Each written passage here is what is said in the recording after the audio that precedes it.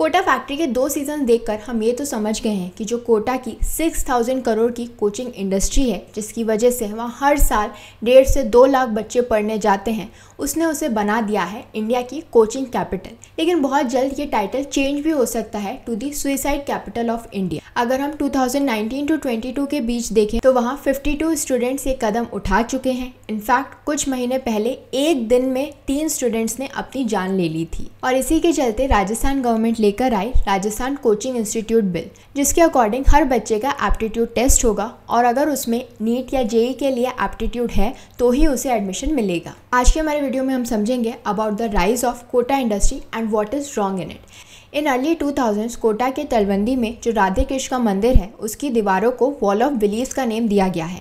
ऐसा इसलिए है क्योंकि जब कुछ स्टूडेंट्स ने वहाँ की दीवारों पर अपनी प्रेयर्स लिखी और फिर उन्हीं स्टूडेंट्स ने जब इंजीनियरिंग और मेडिकल एंट्रेंस टेस्ट को क्लियर कर लिया तो उसके बाद इस मंदिर की मान्यता और बढ़ गई। और आज की तारीख में इस मंदिर में 300 से भी ज़्यादा स्टूडेंट्स रोज आते हैं और वहाँ की दीवारों पर अपनी प्रेयर्स लिखते हैं, जैसे कि नीट 2023 के अंदर मेरा सिलेक्शन हो जाए, please give my concentration back, AIIMS Delhi please, IIT Delhi for me and Google for my brother.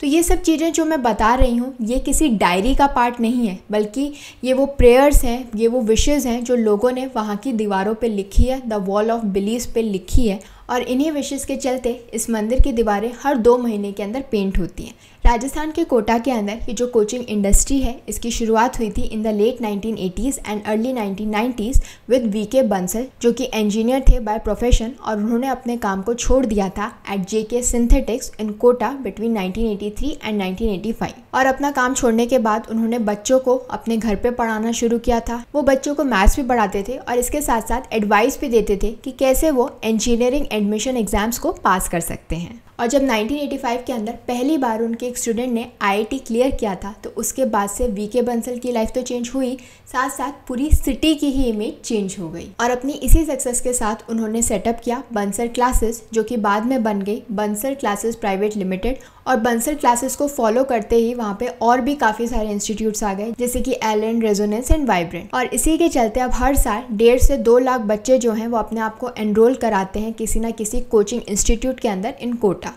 और अगर हम रिज़ल्ट की बात करें तो 2022 के अंदर जो JEE मेंस है उसमें टॉप 100 स्टूडेंट्स में से 38 स्टूडेंट्स कोटा के थे।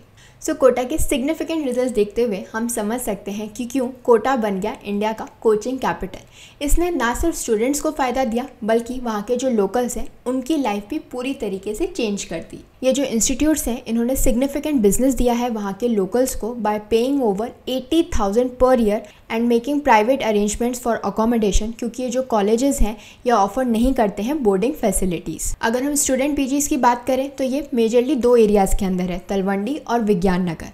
कोटा के अंदर जो एवरेज कॉस्ट ऑफ लिविंग है वो स्टार्ट होती है from 6,000 per month and rises to 30,000 per month. तो आपको जो भी फैसिलिटीज़ चाहिए, जितनी ज़्यादा फैसिलिटीज़ हैं उतना ही ज़्यादा आपकी कॉस्ट ऑफ लिविंग बढ़ती जाएगी। तो हम कह सकते हैं कि कोटा की ये जो कोचिंग इंडस्ट्री है ये अफेक्ट करती है 2 लाख लोगों की लाइवलीहुड, जिसके अंदर इंक्लूडेड है 3,000 hostels, 20,000 PGs, local merchants, shopkeepers, meal staff, auto drivers and security guards. So हम देख सकते हैं कि कैसे राजस्थान का ये जो छोटा सा शहर है एक्चुअली में वो अब एक कोचिंग फैक्ट्री बन गया है, जो कि हर साल काफ़ी सक्सेसफुल IIT एस्पिरेंट्स को निकालता है। लेकिन ये जो पूरा बिजनेस मॉडल है ये कुछ बच्चों और नेटिव्स के लिए तो अच्छा है, लेकिन कुछ बच्चों के लिए जानलेवा भी साबित हो रहा है। वो कैसे?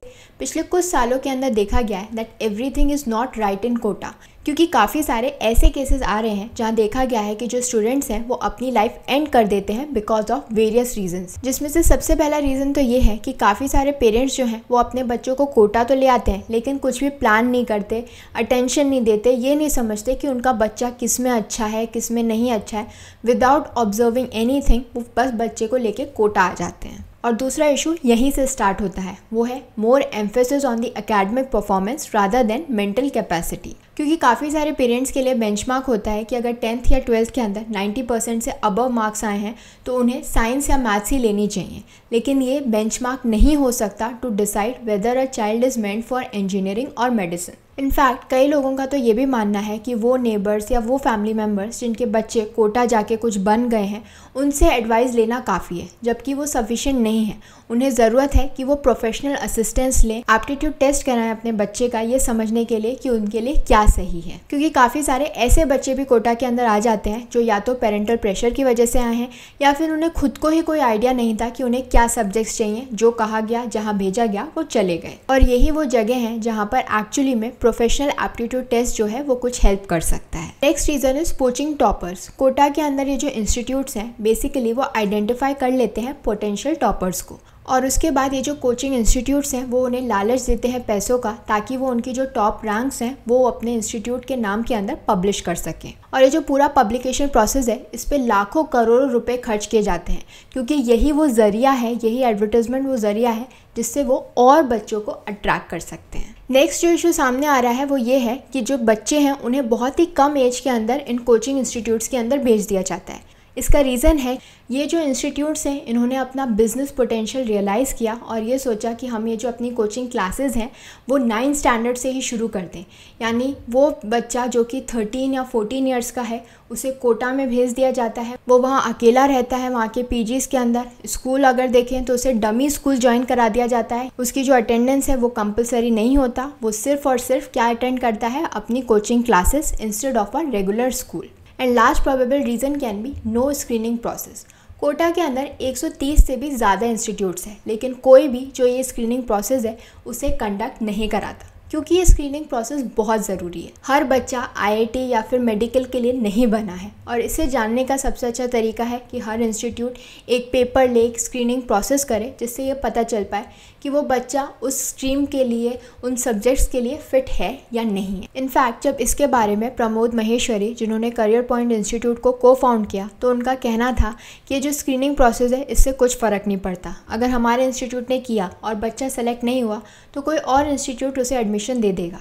और दूसरा रीज़न ये भी है कि जो पेरेंट्स हैं वो ये नहीं सुनना पसंद करते हैं कि उनका बच्चा जो है वो आईआईटी के अंदर सेलेक्ट नहीं हो पाएगा या फिर मेडिकल के अंदर सेलेक्ट नहीं हो पाएगा। उल्टा कई बार तो ये भी देखा गया है कि वो खुद पुश करते हैं दैट उस बच्चे को एक चांस दे दीजिए, क्या होगा, हद से हद 1 साल जो है वो वेस्ट हो जाएगा। और इसी लैक ऑफ स्क्रीनिंग की वजह से राजस्थान गवर्नमेंट ने इंट्रोड्यूस किया है एक बिल, ताकि वो रेगुलेट कर सके इन प्राइवेट कोचिंग इंस्टीट्यूट्स को।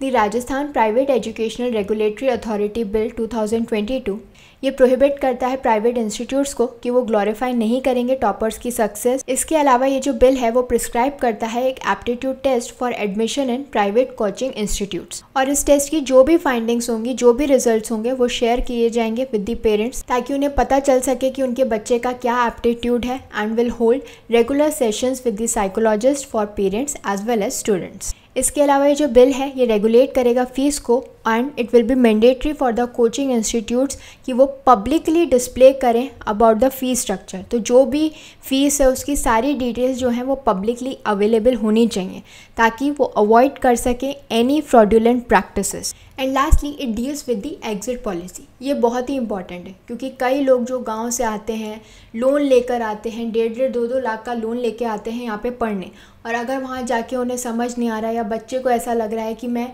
नहीं कर पा रहा हूँ, तो वो अंडर स्ट्रेस आ जाता है, उसे समझ नहीं आता, क्योंकि वो वापस भी नहीं जा सकता, फ़ीस दे चुका है, वो फ़ीस वापस नहीं हो सकती है, तो वो पूरे टाइम स्ट्रेस में रहता है। लेकिन अगर एग्जिट पॉलिसी होगी, अगर ये पॉलिसी होगी कि कुछ टाइम बाद अगर नहीं बच्चे को समझ में आ रहा, वो छोड़ना चाहता है, तो उसे रिफ़ंड वापस मिले, क्योंकि अब तक इस रिगार्ड में कुछ भी नहीं था। Once the fees has been given वो रिफ़ंड नहीं हो सकती थी, तो उस केस में पेरेंट्स और बच्चा जो है वो दोनों फंस जाता था। तो ये जो बिल है वो एग्जिट पॉलिसी के बारे में बात करता है, जो कि काफ़ी हेल्पफुल रहेगी पेरेंट्स के लिए भी और बच्चे के लिए भी। और अगर ये सारे प्रोविजंस जो है वो फॉलो नहीं किए गए तो पेनल्टी भी इम्पोज की जा सकती है, which can be between 1 crore to 5 crore rupees. दो ये जो बिल है वो अभी तक टेबल नहीं हुआ है, लेकिन इससे पहले ही राजस्थान गवर्नमेंट ने कुछ गाइडलाइंस इशू कर दी हैं फॉर दी कोचिंग सेंटर्स, ताकि वो प्रिवेंट कर सके मेंटल स्ट्रेस फॉर स्टूडेंट्स। और ये जो गाइडलाइंस हैं वो भी बहुत हद तक वही कह रही हैं जो कि ये बिल प्रोवाइड करता है, जैसे कि साइकोलॉजिकल असिस्टेंस प्रोवाइड की जाए स्टूडेंट्स को ताकि वो